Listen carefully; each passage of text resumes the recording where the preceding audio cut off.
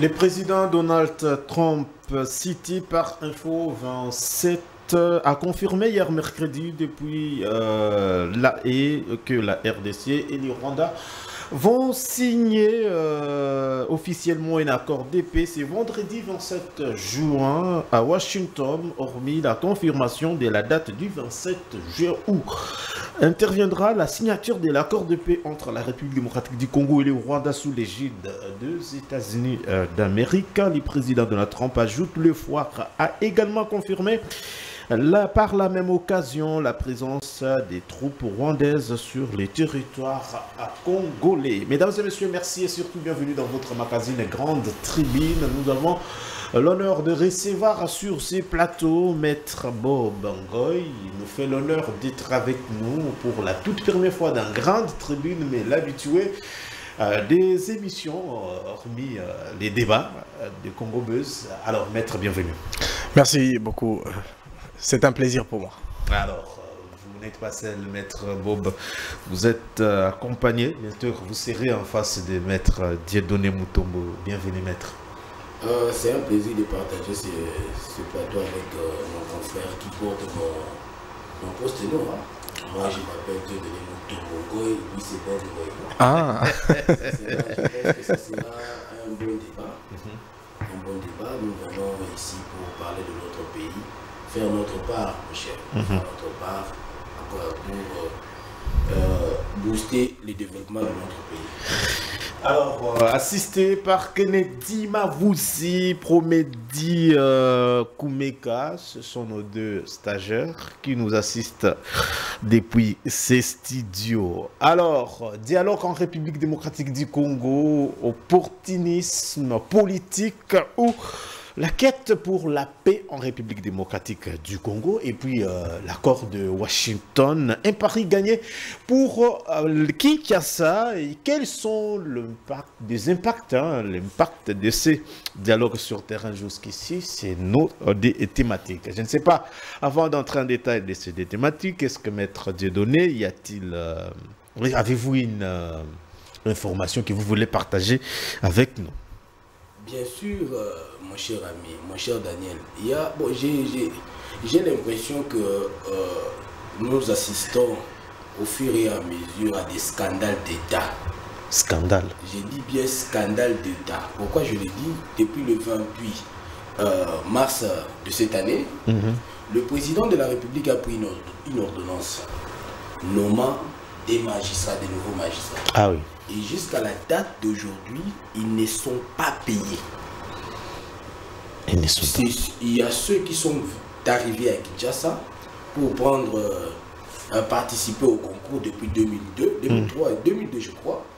Et ils attendent 2022. Ah oui. 2022.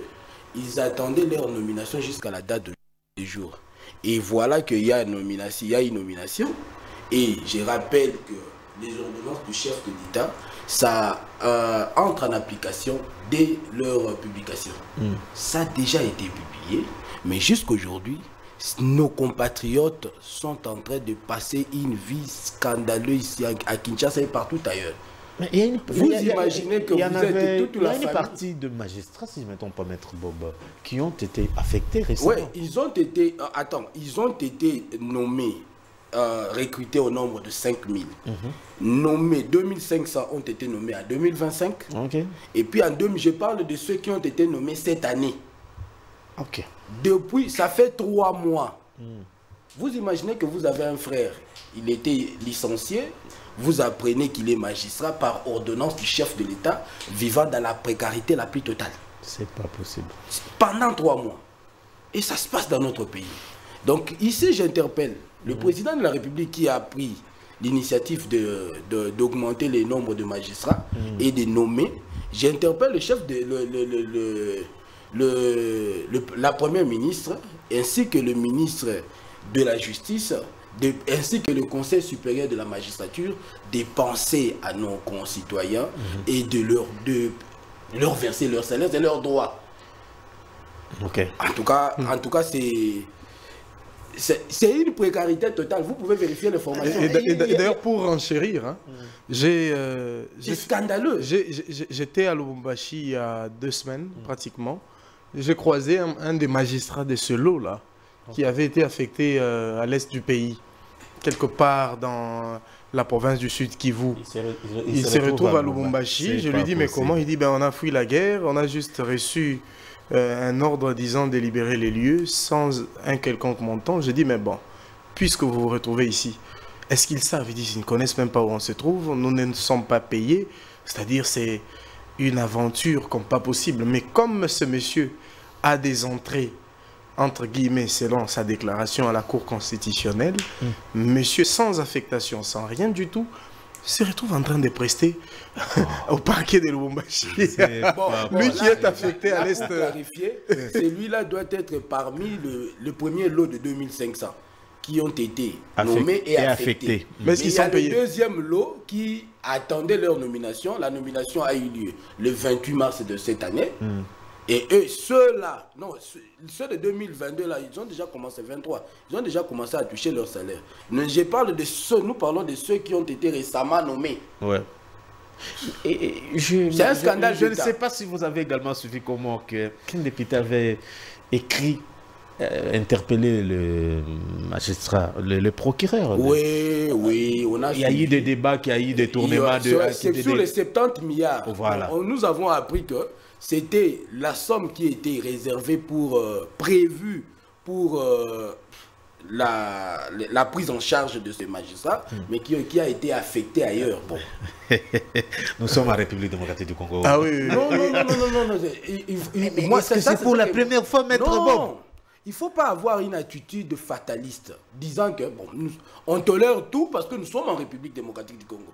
Non, les choses doivent changer. La question à qui incombe la responsabilité. Les choses doivent changer. Nous parlons, on interpelle. Là, pourquoi nous avons le changement du gouvernement? Pourquoi nous, jeunes, nous interpellons le gouvernement? Pour que les choses changent. Je ne peux pas comprendre que le président de la République nomme quelqu'un à un poste ou bien à une fonction donnée, mais ça fait 3 mois sans être payé.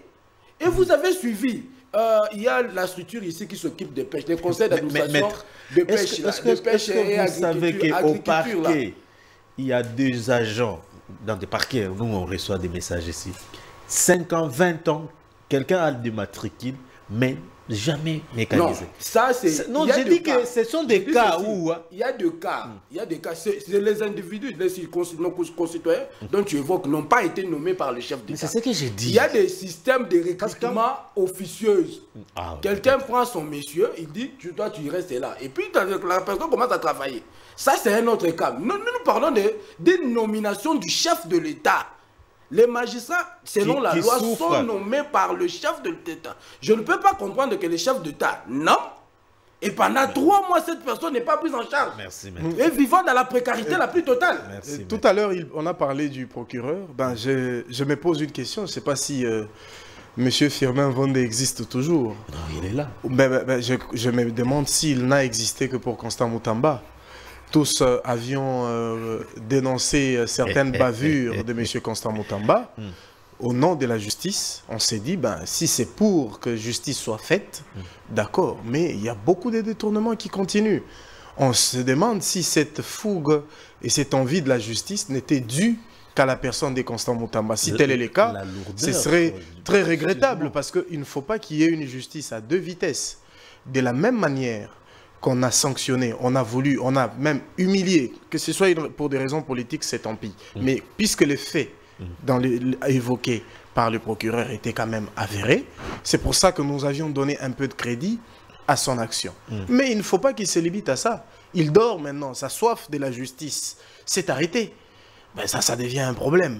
Il faudrait au minimum... Très bien. C'est pour ça que moi je ne cesse de dire que des gens comme M. Firmin Vondé, s'il pense qu'il doit être un outil politique, ben, il n'a pas sa place à la Cour de cassation. Pour l'intérêt de qui? Bon, c'est un sujet qui s'est invité. Il ne doit pas être un outil politique ou un instrument pour déstabiliser ou régler des comptes. C'est le mot qu'il fallait utiliser. Alors ici, vous avez commencé une quête, mais poursuivez. Sinon, c'est vous maintenant qui deviendrez la prochaine cible. Très bien. En tout cas, c'est un sujet qui s'est invité. Excusez-moi de glisser un mot là. C'est un sujet qui s'est invité. Permettez-nous d'aborder. Pour paraphraser mon cher mon ami, j'ai comme l'impression que le dossier Moutamba s'est arrêté. Non. En réalité, depuis, c'est comme si la justice a obtenu ce qu'il voulait. Monsieur le procureur général son but était tout simplement de se débarrasser de Moutamba, et puis c'est tout. Parce que depuis sa nomination, vous avez l'information, oui. peut-être que je n'en ai pas. Oui. Ah, okay. Déjà transféré. Parce que à la dernière nouvelle, c'est au tribunal maintenant à la cour, pardon. À la cour de cassation. À la dernière nouvelle, c'est comme on a répondu au procureur, non, à Moutamba, après sa réquisition, sa fameuse réquisition, allais-je dire, sa fameuse réquisition, parce qu'on ne récuse pas le magistrat du parquet, ils sont réquisables dans certaines conditions. Ça décharge. Ça décharge, on sollicite plutôt sa décharge. Merci. Mais si du moins, non, je chute par là, mon cher ami. C'est un sujet qui s'est invité. Soyez un peu tolérant. Et puis, donc, après sa démission, c'est comme si le procureur a obtenu ce qu'il voulait. Et puis, le dossier n'évolue plus. Ça, c'est un. De deux, sur le détournement, mon cher ami, je te dirais quelque chose. Moi, je suis convaincu que le régime actuel n'a aucune volonté politique de combattre les détournements. Et peut-être pendant l'émission, je te le dirai. Vous êtes sûr? Oui. Bon, je ne suis pas très d'accord. Ah oui. Je pense qu'il y a des choses à faire, il y a des choses à dire, mais dire qu'il n'y a aucune volonté, je crois que c'est trop osé et que, à mon avis, ça ne relève pas de la réalité. Je vais le dire dans l'émission aussi. La première question, ou bien la première thématique, c'est d'abord le dialogue. Le président Tshisekedi avait récemment reçu l'Église catholique. Alors, il y a eu des préalables. Le président demandait d'abord à l'Église catholique de se parler entre eux, d'abord, c'est-à-dire les confessions religieuses, de se mettre d'accord. Un banc de politique a été également annoncé. L'équipe de Bérande sera mise en place pour collaborer avec les confessions religieuses pour ces probables dialogues, oui ou non. Alors, je me pose la question, je voudrais bien donner la parole à Maître Bob. Comment avez-vous accueilli l'analyse ou le débat autour de ces dialogues donc, comment, d'abord de manière ramassée, comment avez-vous d'abord analysé ou compris la démarche de l'Église catholique? Bon, moi je crois que la démarche de l'Église catholique est une démarche qu'il faut saluer. Pourquoi il faut la saluer? Parce que c'est toujours important de voir les Congolais se parler. Vous savez, ce qui est mal avec nous, les Congolais, c'est que nous avons un esprit tellement extraverti que nous pensons que le bonheur doit venir des autres et pas de nous-mêmes. Okay. Nous avons tendance à sous-estimer des actions purement congolaises. Quand c'est Doha, quand c'est Washington, nous pensons que c'est ça qui est mieux pour nous.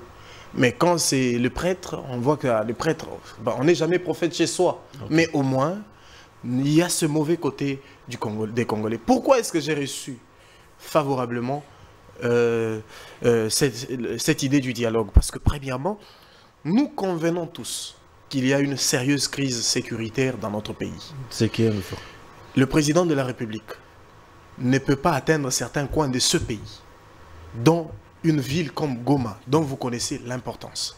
Alors, si quelqu'un venait me dire ici qu'il n'y a pas une sérieuse crise sécuritaire, ça prêterait à rire si ça ne venait pas de quelqu'un qui est d'une notoriété connue.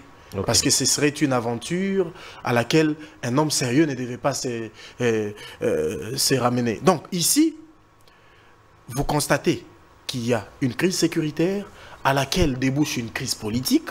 Beaucoup ne seront pas d'accord avec moi, mais c'est clair, la classe politique est divisée sur plusieurs questions. Sûrement. Et qu'au-delà de ça, cela part... Crise politique, la classe politique divisée. Aujourd'hui, il y a une grande partie la crise politique à quel niveau? Il y a une grande partie de l'opposition qui ne reconnaît pas les institutions actuelles. Okay. Et cette partie ça a été toujours, est même assimilée à une rébellion qui existe. En tout cas, selon les déclarations officielles, ces gens sont assimilés à l'opposition. Il y a d'abord une opposition armée une opposition radicale qui ne reconnaît pas les institutions et une opposition républicaine qui, dans une certaine mesure, reconnaît ceci. Donc on peut tout dire, on peut ne pas être d'accord, mais au regard des éléments en présence, il y a effectivement une crise sécuritaire indiscutable et des éléments qui démontrent qu'il y aurait une crise politique. Parce que s'il n'y a pas de crise politique, quelle est la nécessité de ce dialogue que les chefs de l'État acceptent finalement? Donc c'est qu'il y a un problème. Alors je disais qu'au regard de ça, quand il y a une crise, beaucoup de gens, chaque pays a son histoire. Vous verrez que les Russes, Vladimir Poutine, avant de prendre une position, se réfèrent à ce que disaient ses prédécesseurs. Parce que chaque pays a son histoire. Sans histoire, on ne va nulle part. Quand on interroge notre histoire, nous réalisons, comme aimait si bien dire le professeur Banzama Lalé, le Congo est un pays de consensus. Vous verrez que depuis 1960 à ce jour, toutes les crises connues en République démocratique du Congo ont été résolues par voie du dialogue. Toutes les crises, c'est par voie du dialogue. C'est ça notre histoire, c'est ça notre identité. Nous avons vu ce pays être à terre, divisé en 4 morceaux. Et ce pays est sorti de cette crise grâce au dialogue. Alors ici, nous dire que le dialogue n'est pas une bonne chose, pendant qu'on est tous conscients qu'il y a un sérieux problème, où des Congolais, certains Congolais ne peuvent pas atteindre Kinshasa, et d'autres ne peuvent pas atteindre Goma.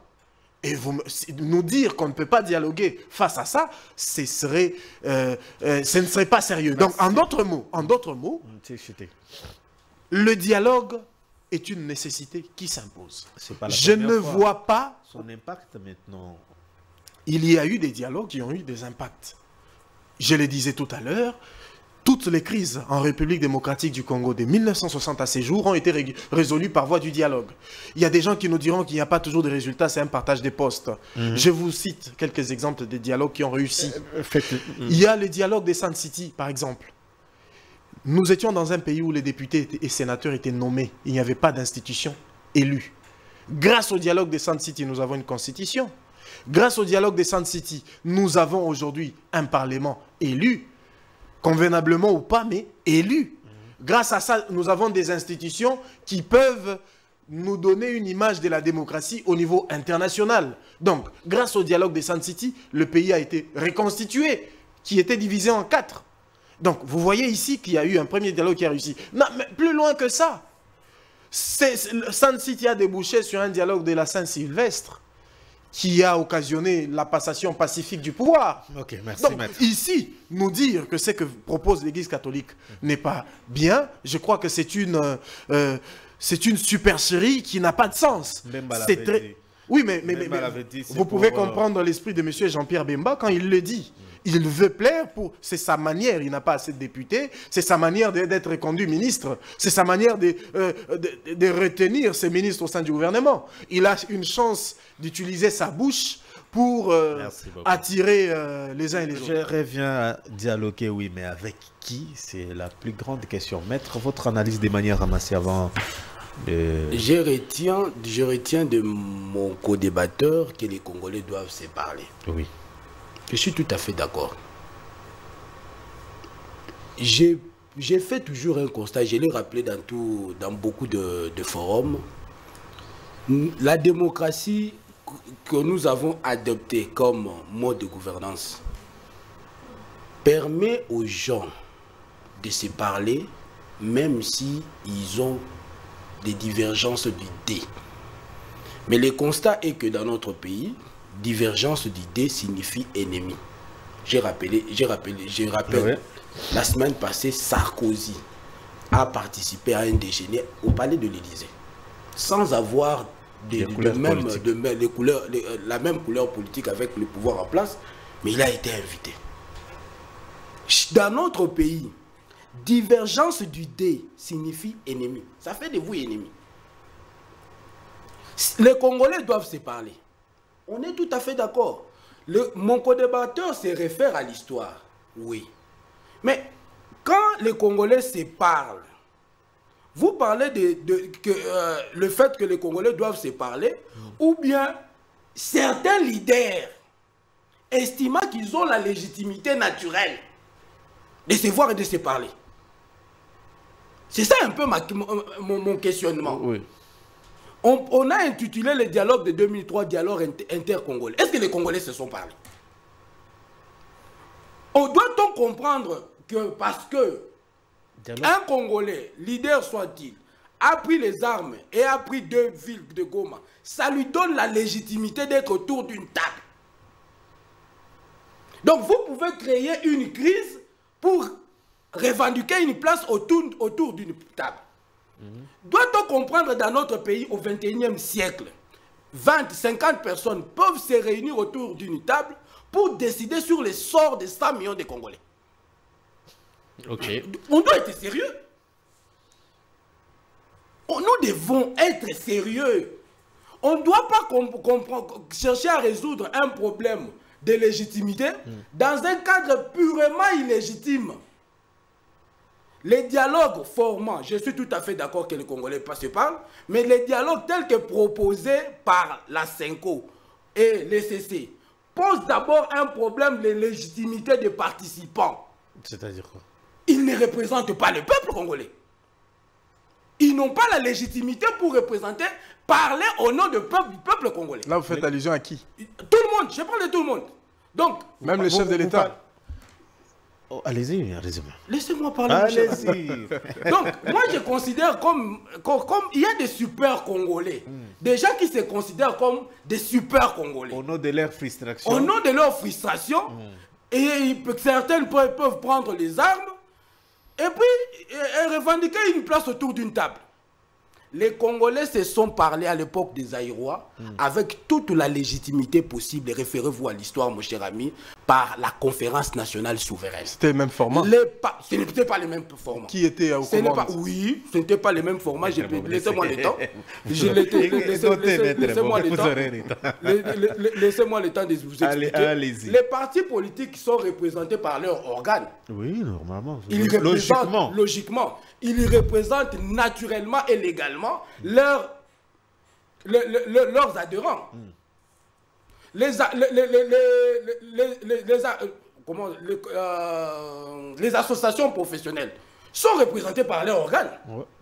Ce sont eux qui ont pris part à la conférence nationale souveraine. Les avocats ont été représentés par leur partenaire national.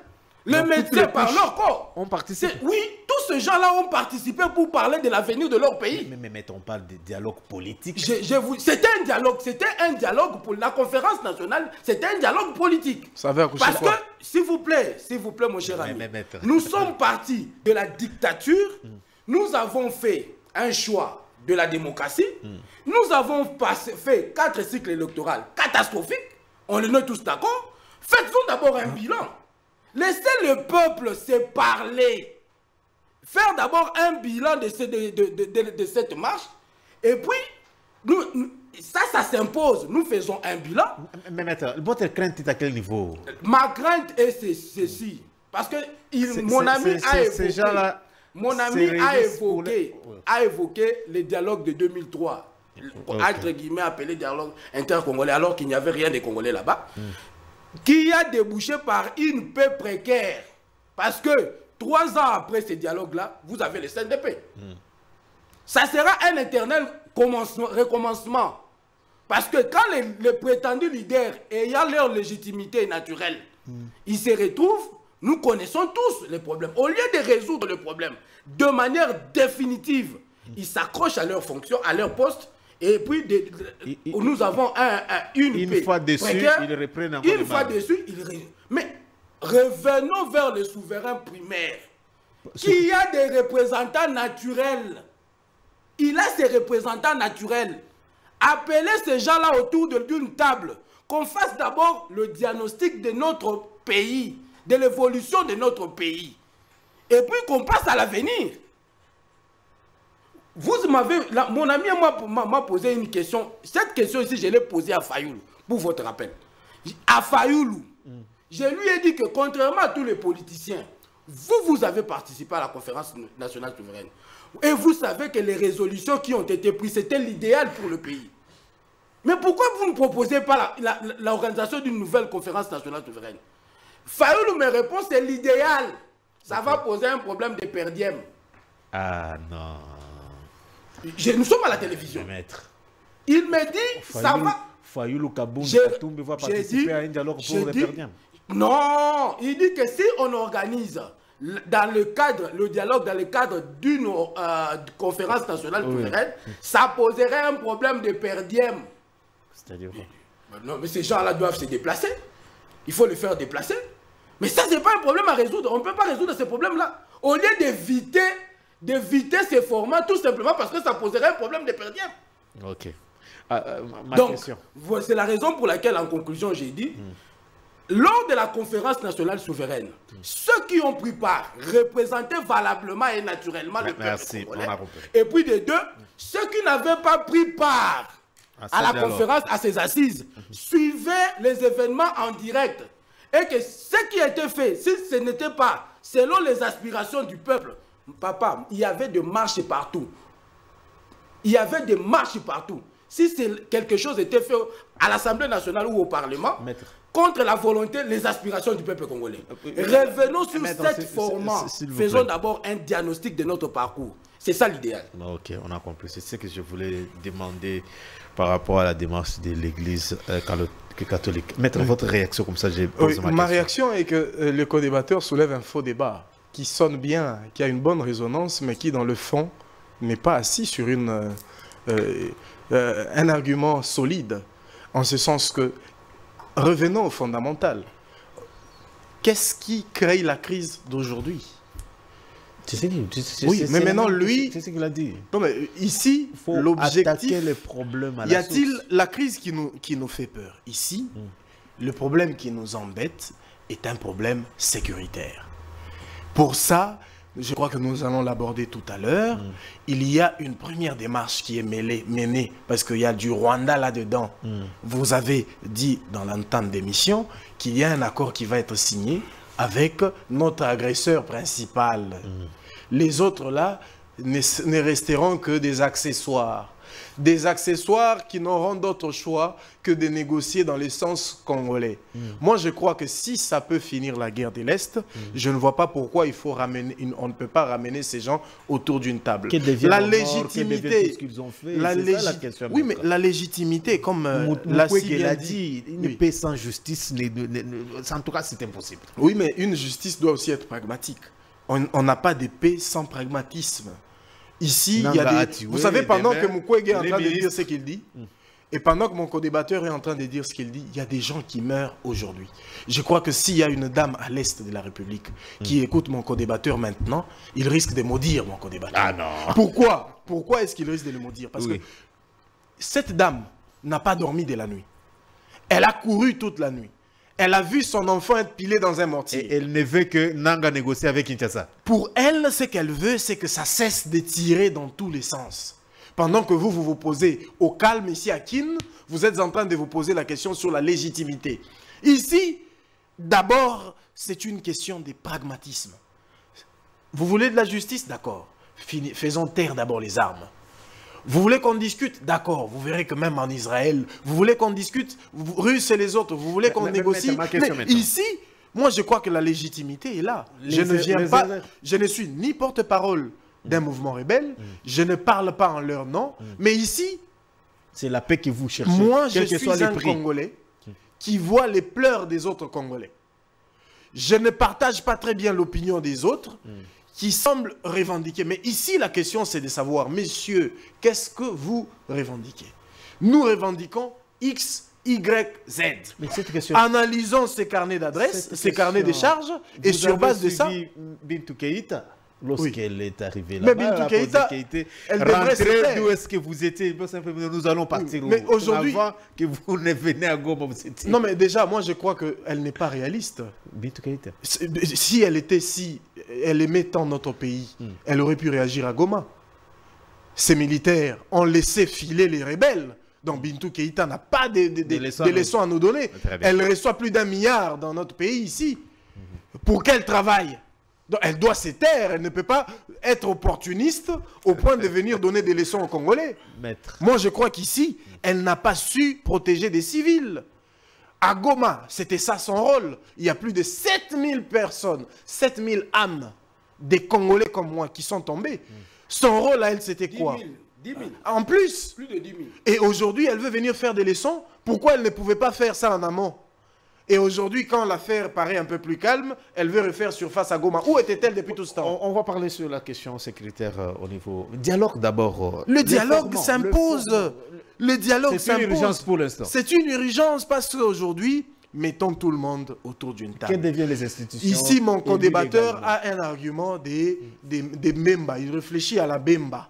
Ou il réfléchit à la Bemba, où il parle de légitimité. Il va me dire tout à l'heure en rétorquant qu'il veut élargir la question. Ramener même la société civile autour de la table. Oui, mais ce n'est pas mauvais. Il suffit de faire la proposition pour les ramener. Mais ici, parler de la légitimité, même la société civile n'a pas le monopole de venir parler au nom du peuple congolais. Maître. Cette société civile, qu'est-ce qu'elle fait? Cette même société civile représentée par ses organes. Oui, mais ces organes qui se font corrompre, oui, mais ces sociétés civiles... Les médecins, ils ont leur ordre. Oui. Ils sont valablement... Qui vous dit que le bâtonnier peut donner réellement mon point de vue? Pourquoi ne peut-il pas être invité à la table pour donner son point de vue? Qui vous dit que c'est... Maître, attendez. Oui. C'est maître qui a la parole. Souffrez, s'il vous plaît. Ici, la question de la légitimité, pour moi, oui, d'accord. S'il faut que les autres s'invitent à la table, mais c'est pas mauvais dès lors que quelqu'un peut rajouter un argument. Être contre ça serait un problème. Mais ici... Moi, je suis contre ceux qui veulent exclure les autres. Ça crée une cassure. D'ailleurs, ma question, c'était comment éviter les erreurs du passé? Parce qu'on a interrogé l'histoire, on a compris qu'on revient sur les mêmes choses. Quelles sont les erreurs à éviter pour ne plus revenir sur ce que vous qualifiez ou ce que Maître ne veut plus revoir, ce format-là où s'il n'y a que les politiques qui décident au nom de leurs intérêts? Les erreurs à éviter pour ce format dialogue. Les erreurs à éviter, c'est d'éviter des positions partisanes et de comprendre d'abord d'où vient le problème. J'évite d'anticiper le deuxième sujet parce que cette question-là va me ramener à me dire c'est quoi, en parlant du problème sécuritaire, c'est quoi les soubassements? Ça va me ramener à la question du Rwanda. Ça va me ramener à la question liée à l'accord que le chef de l'État est en train de signer. Aujourd'hui, nous avons une chance en or. Le Rwanda est déstabilisé. Le Rwanda est dans une position, et pour ça, chapeau bas au chef de l'État, qui a fait un bon travail diplomatique pour mettre le Rwanda dans une posture très délicate. Mais et aujourd'hui, c'est le moment. L'opposition pense que tout ce qui est dans la démarche profiterait au Rwanda également. Bien sûr. Ben, je crois que c'est une question qu'on va devoir aborder tout à l'heure. Mais dans tous les cas, vous avez parlé de l'exclusion.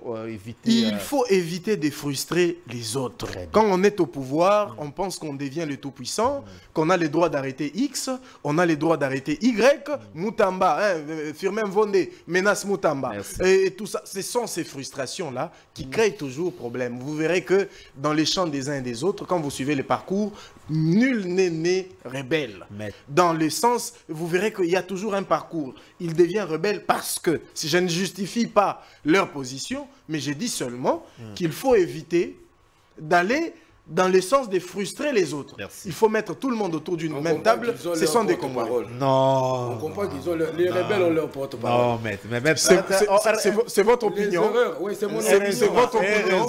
Je suis congolais. Je condamne le sang de mes frères qui tombe chaque jour. Oui. Je ne peux jamais prendre des armes contre mon pays. Mais ici, je me dis que si je ne soutiens pas, je dis que si il faut avoir des solutions à cette crise sécuritaire, il faut inviter tout le monde autour de la table. Ce n'est pas une position partisane pour soutenir qui que ce soit. Je dis seulement, appelez tout le monde. Et ce n'est pas moi seulement qui l'ai dit, l'Église catholique l'est dit aussi. Qu'il faut mettre, voire même Kagame, ils l'ont vu, ils ont vu tout le monde. Merci. Et donc, allez-vous dire que l'Église est le porte-parole des Kagame? Je crois que c'est... ayant une bonne analyse. Alors, on reste en quoi sur les dialogues? Comme ça, on prend la question de la signature de Washington. Mon cher ami, dans toute démocratie, il y a des frustrations. Dans toute démocratie. C'est ça même la démocratie. C'est ça même la démocratie. Il y a toujours... Une frustration ne peut pas être justifiée par la prise des armes contre ses frères. Hillary Clinton a perdu contre, je crois, John Biden. Non, non. Contre Trump. Hillary a perdu contre Trump. C'est une frustrée. Vous l'entendez parler. On perd les élections, on devient frustré. Non, s'il vous plaît, mon cher ami, il ne faut pas justifier la frustration. Nous avons un problème sécurité, je vais répondre. Je parle d'abord d'une dame, de la dame qui me suit à Goma. Plusieurs compatriotes me suivent à Goma. Qui risque de te maudire maintenant. Oui, ça sera une malédiction sans cause. En tout cas, ça ne viendra pas de cette dame-là parce que je suis clair dans mes propos. J'ai dit que les Congolais doivent se parler. Je parle des Congolais.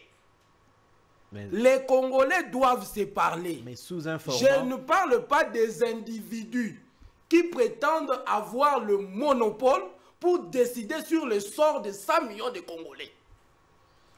Je ne parle pas des individus qui pensent être de super Congolais. C'est contradictoire. Non, c'est pas contradictoire.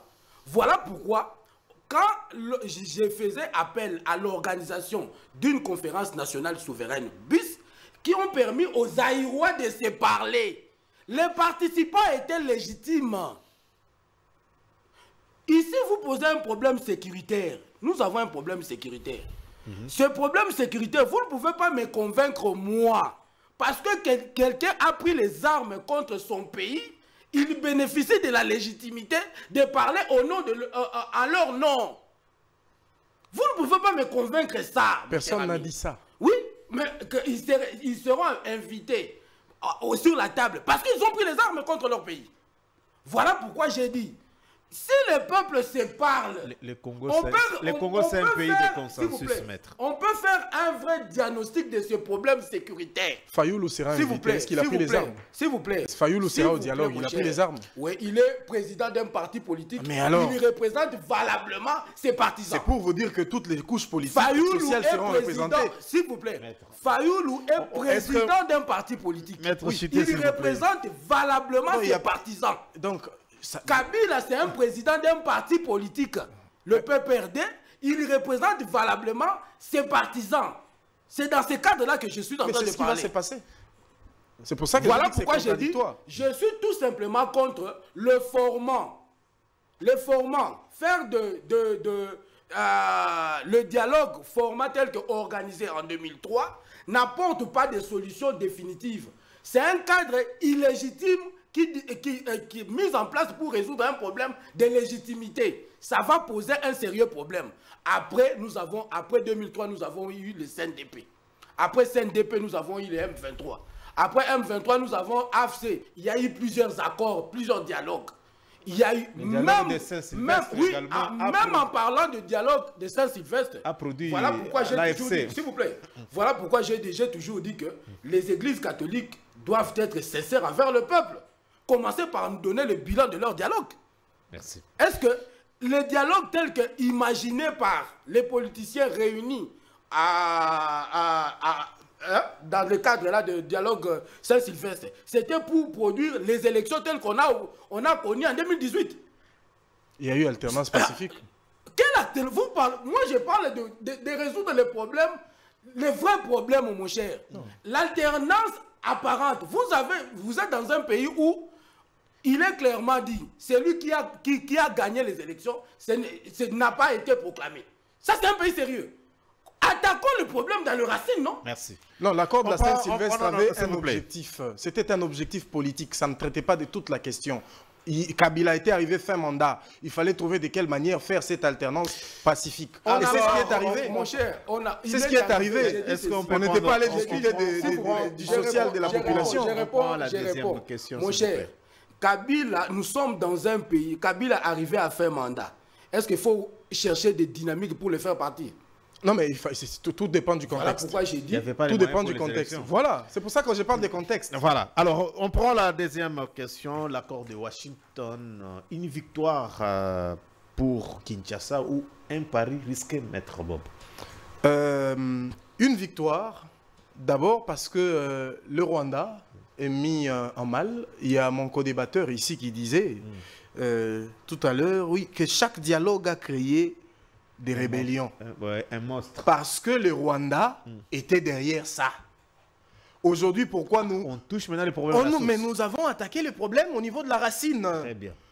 Il faut d'abord s'attaquer à toi, les Rwandais, qui a toujours financé tous ces gens, Nos avec problèmes même ton internes, armée. on va- Maintenant, nous, nos linges sales, nous allons les laver lors du dialogue avec l'Église catholique. Ok. Vous comprenez On comprend maintenant Mais le problème est à deux niveaux. Très bien. Je vois les gens, les Kabila et les autres, dire oh non, ils veulent exiger au président de la République. Oh non, mais il faut d'abord que la question du problème interne passe avant le dialogue que tu fais à Washington. Mais moi, j'ai dit que ça, c'est faux. Ici, la crise est bicéphale. Il y a d'abord la crise au niveau de l'implication des étrangers, Rwanda, Français, Américains et les autres. Dans ça, et puis sur base de ça, allez, vous verrez que le Rwanda était en mauvaise posture. Dans la partie internationale, le président Tshisekedi, à travers une diplomatie qui a quand même produit ses fruits, j'étais de ceux qui étaient beaucoup plus perplexes quant à ceux, mais aujourd'hui, quand il y a des résultats, je me dois de reconnaître le bon travail de la diplomatie congolaise. Sinon, je serais un Congolais qui ne comprend rien. Aujourd'hui, le Rwanda est en mauvaise posture. Donc, c'est une meilleure occasion pour nous de voir, après avoir signé cet accord et que le Rwanda sera en mauvaise posture, évitons autour de nous qu'il y ait des guéguerres entre Congolais. Ok. Maintenant que toi, Rwanda, tu es plus ou moins mis hors d'état de nuire, Congolais, Tovanda, discutons. Et il y aura moins de problèmes là-bas. Parce qu'au-delà du Rwanda, il y a même des conflits interethniques dans la partie est de notre pays, qui forcément n'a rien à voir avec le Rwanda. Ok. Et pour ça, il faut discuter. J'étais d'accord avec lui quand il disait qu'il fallait mêler tout le monde. Je ne suis pas contre ça. Mais d'abord, il ne faut pas exclure les uns ou les autres. Mettons tout le monde autour d'une même table. Allons sur une nouvelle direction. Pour dire, à partir d'aujourd'hui, les Rwandais est mis hors circuit. Congolais, nous aimons notre pays. Tous ceux qui sont épris de volonté ou de patriotisme pour ce pays peuvent aller. Mais maintenant, votre question sous-entend un autre élément. Qu'est-ce que nous donnons au Rwanda? C'est la grande question. C'est maintenant ça le problème. Qu'est-ce que le Rwanda, avoir un accord pour que la guerre se termine, c'est bon. Mais qu'est-ce que le Rwanda va profiter de nous? Ici, j'ai entendu beaucoup d'opposants fustiger le fait en disant qu'il y a eu bradage de nos richesses. Mais moi, j'estime que je ne suis pas très d'accord avec eux. Je ne suis pas vraiment d'accord avec ceux qui disent qu'il y a eu forcément un bradage de nos richesses. Pourquoi? Pourquoi? Parce que je me dis que la guerre de l'Est est un problème minier. Il y a des multinationales qui voulaient nos mines. On ne peut pas avoir une solution à ce problème sans parler des mines. Voilà pourquoi l'équipe déléguée par la République démocratique du Congo, dans ses concessions, a eu à admettre qu'il y aura certains produits qui peuvent être raffinés au Rwanda. Puisque déjà cette proposition avait été faite par les chefs de l'État lorsqu'il était arrivé, voulant mettre avoir des bonnes relations, des bons voisinages avec tous les États pays voisins de notre pays. C'est pratiquement dans cette logique, presque dans cette logique que nous revenons. Monsieur le Rwanda, tu voulais qu'on puisse raffiner de l'or chez toi? Bon, d'accord. Dès lors que nous avons notre part, dès lors que nous pouvons le faire chez toi et tu as ta part, dès lors que ça peut donner la paix, parce qu'ici, il ne s'agit pas de tous les minéraux. Notre pétrole ne sera pas raffiné au Rwanda, notre cobalt ne sera pas raffiné au Rwanda, le cuivre ne sera pas raffiné. Donc, s'il ne faut que donner de l'or de manière à calmer l'appétit glouton du Rwanda, ben où est le problème? Très bien. Ici, moi, je me dis, donc, pour chuter, que... La paix, oui, quels que soient les prix. Non, non, je n'ai pas dit ça. La paix, oui, mais concédons quelque chose. À une proportion acceptable. Mais cela ne peut être... Mais ça ne peut être connu. Ça ne peut être... Mais il faut que cet accord soit signé. Mais nous sommes Congolais. Il faut que cet accord... Non, mais ce n'est pas moi. Je rejoins votre position parce que je me dis que c'est d'abord un problème. Ce niveau d'accord devait passer d'abord par les parlements.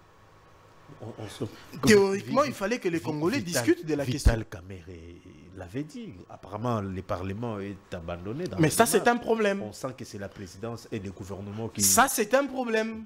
C'est un problème. Ok, merci. Je crois que de ce point de vue, l'accord, oui, c'est une bonne chose.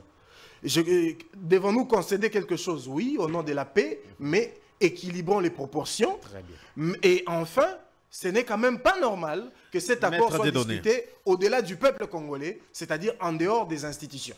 L'institution, le Parlement. Maître Dieudonné, la diplomatie agissante de Félix Tshisekedi en marche. Un pari gagné ou une démarche risquée, pardon. Mon cher ami Daniel, moi je me dis, soit c'est Tshisekedi, j'aimerais bien que mes propos soient compris. Ok, allez-y. Soit notre président nous a menti, soit c'est lui qui n'a pas été, a été mal compris par Donald Trump. C'est-à-dire quoi? Parce que quand ce processus a commencé, on nous a annoncé un deal entre la République démocratique du Congo et les Américains. Deal par lequel nous mettrons à la disposition des Américains nos minéraux rares à contrepartie de la sécurité. C'est ce qui nous a été dit par notre gouvernement. Qu'est-ce qui est fait maintenant? Je suis en train d'évoluer, mon cher. Allez-y. Dans la réalité, c'est ce que nous constatons, l'ennemi a été invité. Notre pays ennemi a été invité sur la table. Et l'accord en vue, ce n'est pas entre les États-Unis et la RDC, mais c'est plutôt entre la RDC et le Rwanda. Donc, Congolais, nous comprenons tout simplement que les États-Unis a mis au profit ses bons offices pour aboutir à cet accord. Maintenant, la grande question que nous nous posons, qu'est-ce que nous avons concédé? Parce que là, en lisant certains points, parce qu'on a parlé de certains points. Il y a eu d'abord l'accord des principes.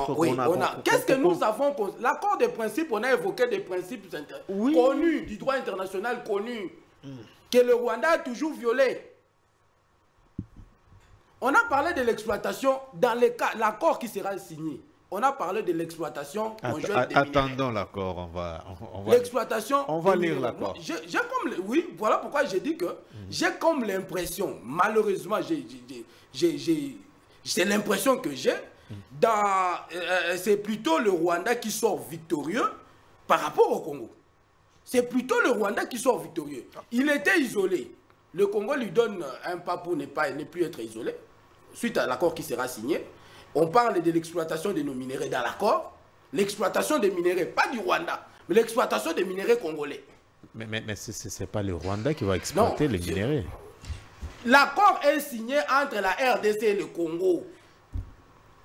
L'exploitation conjointe des minéraux. Voilà pourquoi je disais, dès l'entame de ce processus, j'avais dit que, en réalité, je ne m'attendais à rien. Je crois que vous vous rappelez. Je m'attendais à rien. S'il y aura accord, ça sera un accord contre les intérêts des Congolais. La paix, mon cher, bien sûr, il y a la diplomatie, mais il faut être en mesure d'imposer la paix. Nous voyons la réaction de l'Iran. L'Iran est en guerre contre l'Israël. Israël est allié naturel des États-Unis. Les États-Unis attaquent l'Iran. Est-ce que l'Iran a la force de combattre les États-Unis? Mais sa réaction, c'est d'abord quoi? C'est les intérêts qui comptent, maître. Bombarder les bases militaires américaines dans des pays voisins. C'est un sujet complexe qui ne doit pas être pris comme ça. S'il te plaît, mon cher ami, bombarder les... Et ça a des implications sur le plan diplomatique. Ce n'est pas le même contexte. Même Israël, j'ai toujours soutenu Israël, hein, même Israël, même les États-Unis, ils ont changé le langage.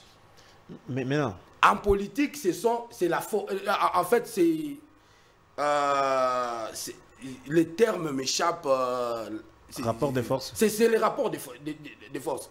Mais maintenant, là, le Congo est occupé. Les peuples tués, nos femmes violées. Nous ne sommes pas en mesure de signer des accords égal avec les États-Unis, même pas avec un pays. Voilà pourquoi mon constat. Ça, c'est mon observation. La démarche est simple. C'est d'abord l'accord de paix entre les deux pays en conflit. Et puis, il y a au-delà des projets qui seront mis ensemble, on nous parle de 500 milliards, maître, qui sera... Attendons lire cet accord. Très bien. Attendons, moi j'estime que... Merci de on nous attend rejoindre. lire cet accord, mais ça sera déjà signé. Mais j'ai l'impression, c'est l'impression que j'ai, mon cher ami. J'ai l'impression que, d'abord, le fait que nous ne sommes pas en mesure, nous négocions à genoux, parce que c'est notre population qui est meurtrie, tuée. Ce sont nos terres qui sont occupées. Je ne vois pas un accord qui a été négocié égal avec un pays voisin.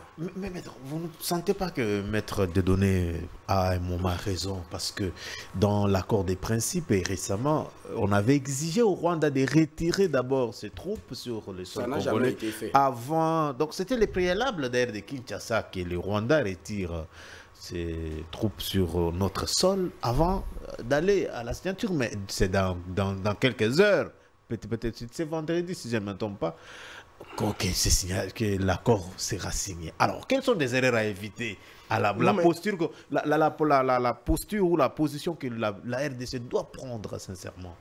Parce que après la signature, que deviennent les rebelles sur le terrain?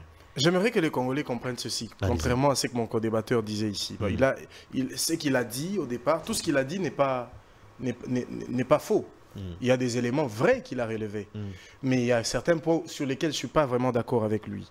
Lorsqu'il pense, au départ, il dit oui, le président de la République avait vendu le fait qu'il y avait un deal entre l'Amérique et la République démocratique du Congo.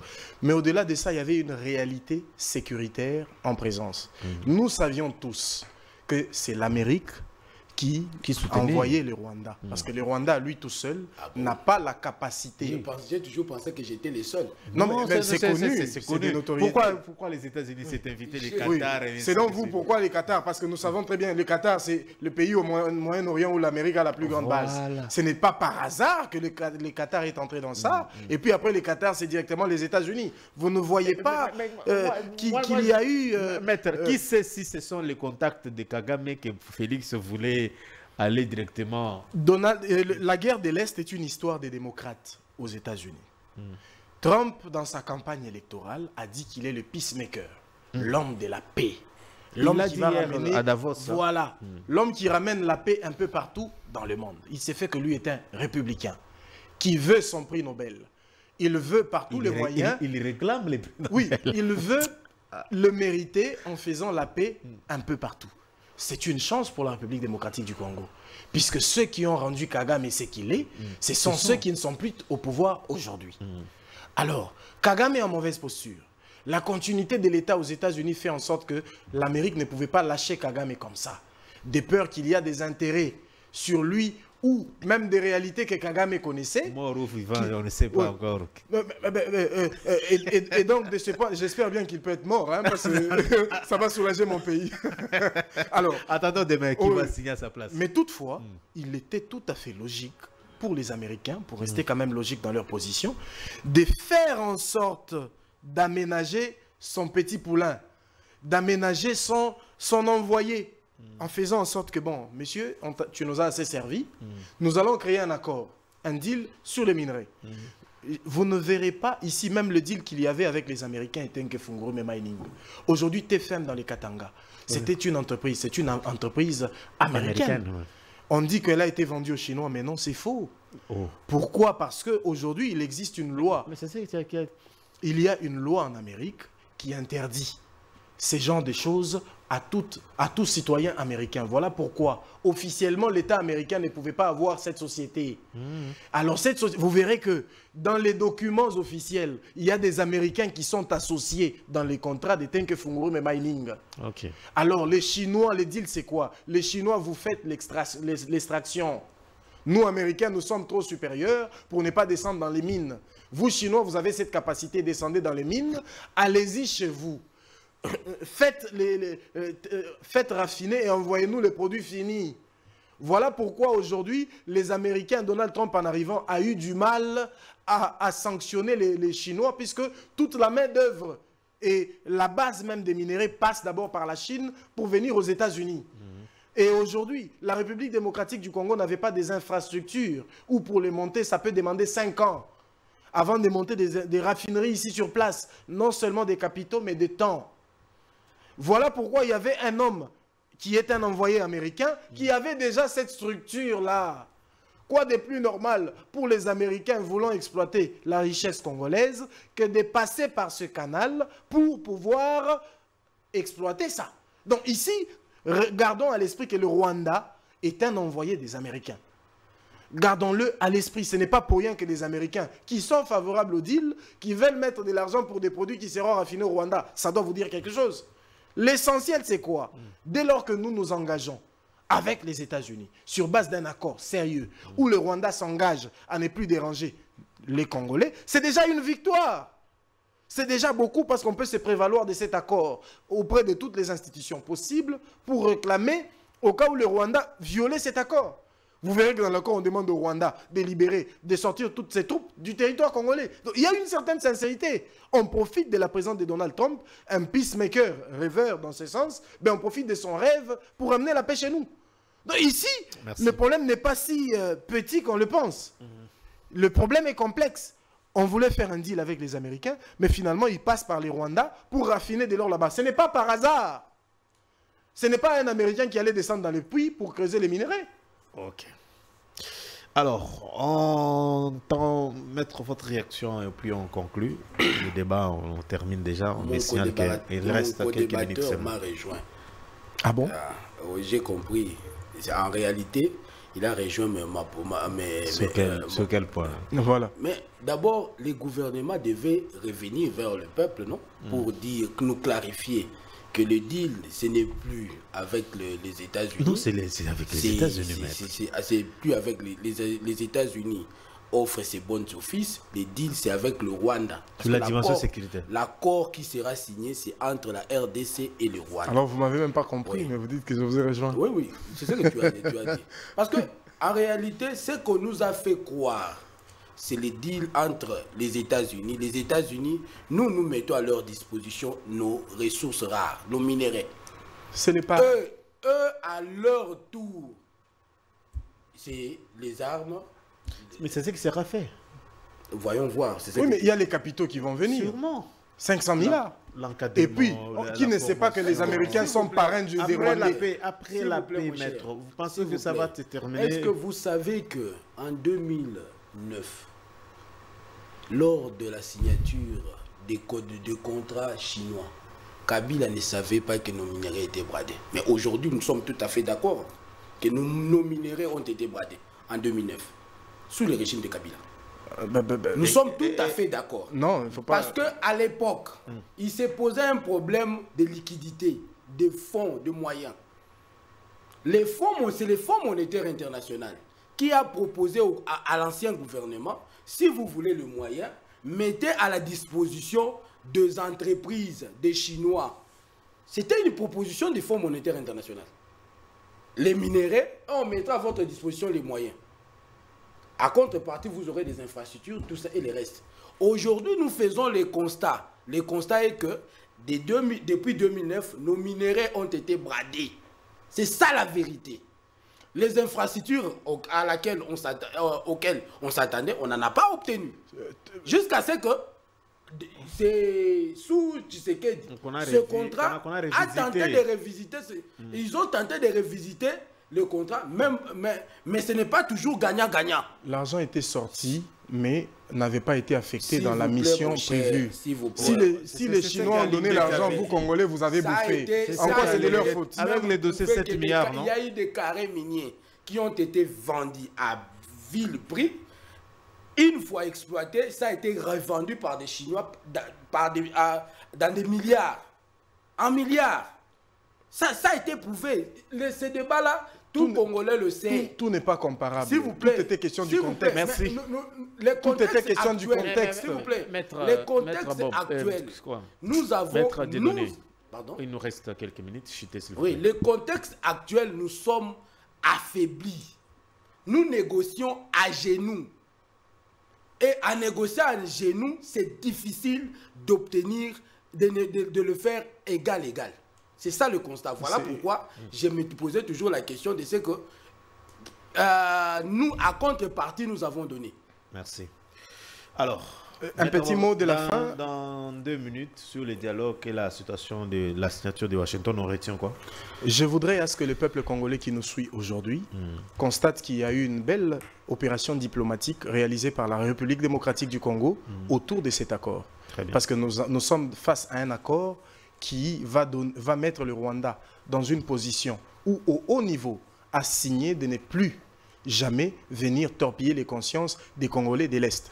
Et que de ce point de vue, puisque nous n'avons pas encore toutes les précisions du contenu de cet accord, je crois qu'il serait judicieux. Nous aurions souhaité que cet accord vienne d'abord au niveau du Parlement. Avant toute chose, là, on aurait eu peut-être la saveur de ces derniers. Mais puisqu'on ne le sait pas encore, ayons notre mal en patience, attendant que cet accord soit signé, nous en connaîtrons les tenants et les aboutissants. Et de ce point de vue, nous allons juger sur base des éléments beaucoup plus sérieux et beaucoup plus probants. Mais à ce stade, moi je crois que c'est un motif de satisfaction. Merci. En ce sens qu'il y a un accord qui peut mettre fin à la guerre. Mais maintenant, j'invite le pouvoir à dialoguer pour pouvoir permettre une fin de crise. Dialoguons entre Congolais et finissons ça.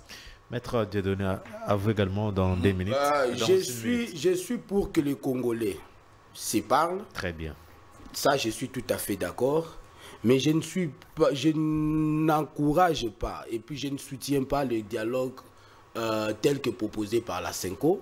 Je suis pour l'organisation d'une nouvelle conférence nationale souveraine bis pour que les peuples congolais, les peuples souverains se parlent. Merci. Faire d'abord un diagnostic, je suppose qu'à la fin, un diagnostic de notre parcours et puis envisager l'avenir. On peut également traiter la question sécuritaire. Merci beaucoup, Maître Bob, pour avoir accepté notre invitation. Maître Dieudonné à vous également. Merci. Alors, mesdames, messieurs, merci pour la fin de ce magazine. Je disais que nous avons été assistés par Kennedy Mavouzi ainsi que Promedi Koumeka, nos 2 stagiaires à partir de ces studios. Alors, je vous retrouve demain à la même heure. D'ici là, portez-vous bien. Au revoir.